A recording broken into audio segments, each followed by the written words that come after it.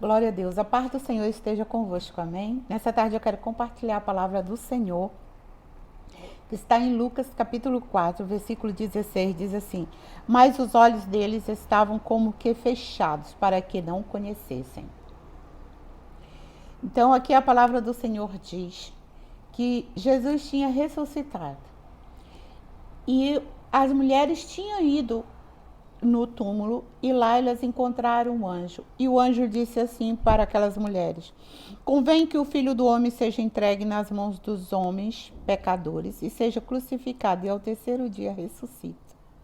Então ele lembrou para aquelas mulheres as palavras que o próprio Jesus tinha falado.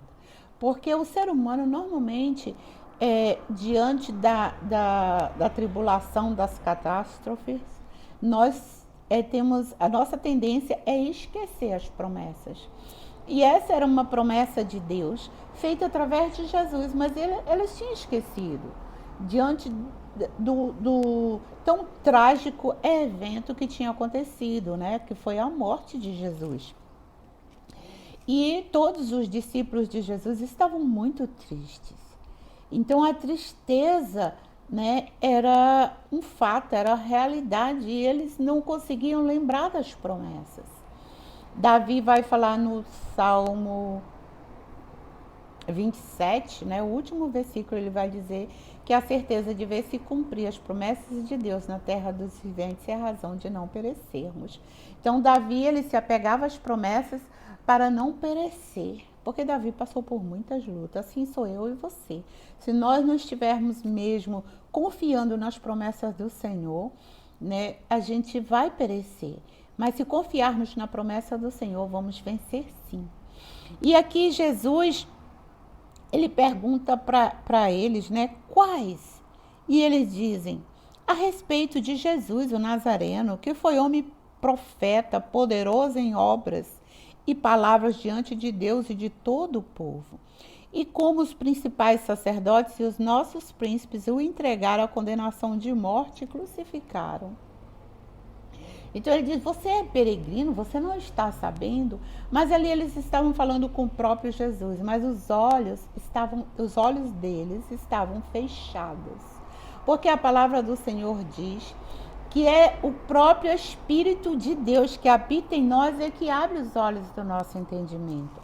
Se você olhar em Efésios, capítulo 1, você vai ver isso. O versículo 18 diz assim: tendo iluminado os olhos do vosso entendimento, para que saibais quais seja a esperança da sua vocação e quais as riquezas da glória da sua herança nos santos. Então, os olhos do nosso entendimento, quem abre é o próprio Espírito de Deus que está em nós. Porque ainda que venhamos ler a palavra do Senhor, se nós não deixar o Espírito Santo de Deus revelar a palavra para nós, nós não vamos entender. O versículo 17 de Efésios 1 diz assim: para que o Deus de nosso Senhor Jesus Cristo e Pai da glória vos dê em seu conhecimento. Quer dizer, o conhecimento, quem tem que ler a palavra sou eu e você. Nós temos que buscar conhecimento. Temos que fazer pesquisa, temos que buscar o conhecimento mesmo. Mas a sabedoria e a revelação, quem dá é o Espírito. Então, Deus, através de Jesus, dá ao nosso conhecimento o espírito de sabedoria e revelação. Você busca conhecimento. E o Espírito Santo de Deus te dá sabedoria e revelação.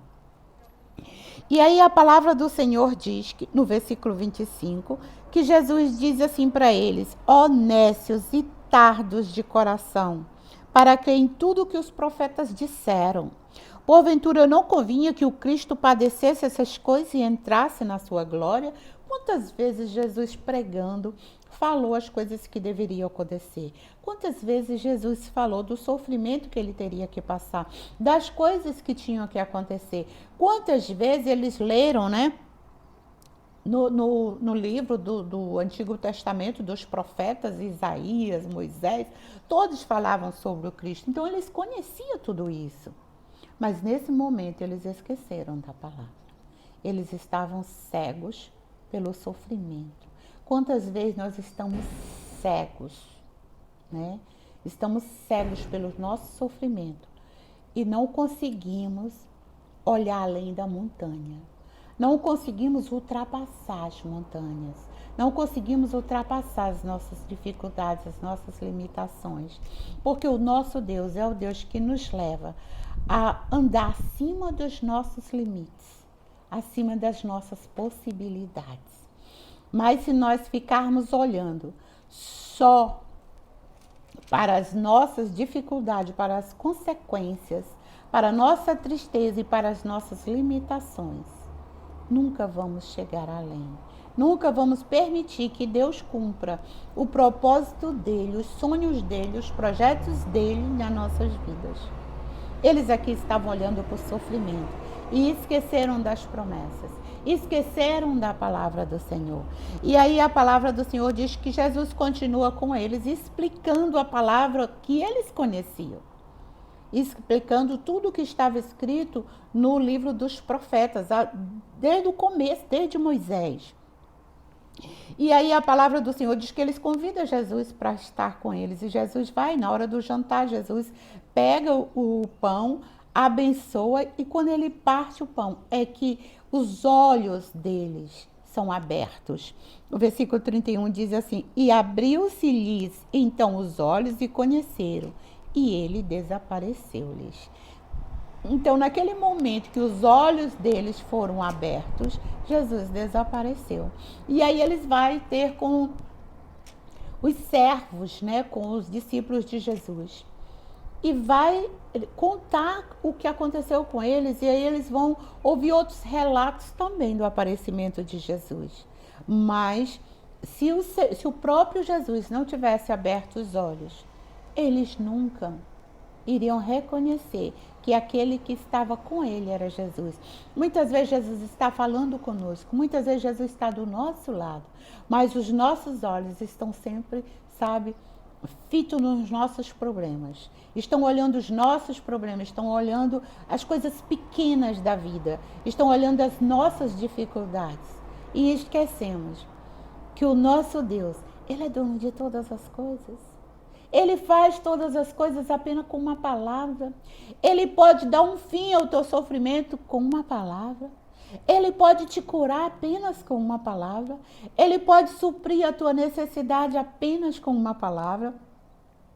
Ele pode mover céu e terra para te abençoar apenas com uma palavra.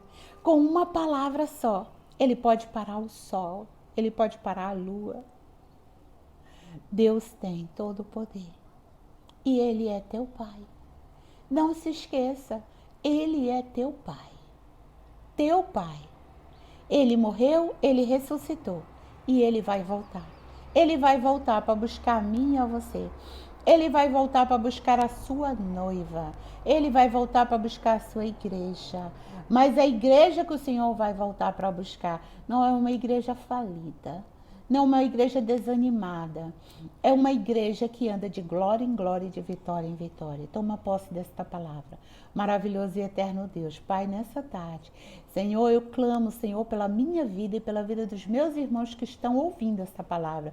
Que o Senhor possa estar abençoando poderosamente cada pessoa, Senhor, aonde, Senhor, essa palavra chegar. Que essa pessoa, Senhor, possa ser curada, possa ser restaurada. Senhor, que a esperança dessa pessoa possa ser renovada em Ti. É o que eu te peço e te agradeço no nome de Jesus. Aleluia. Recebe do Senhor.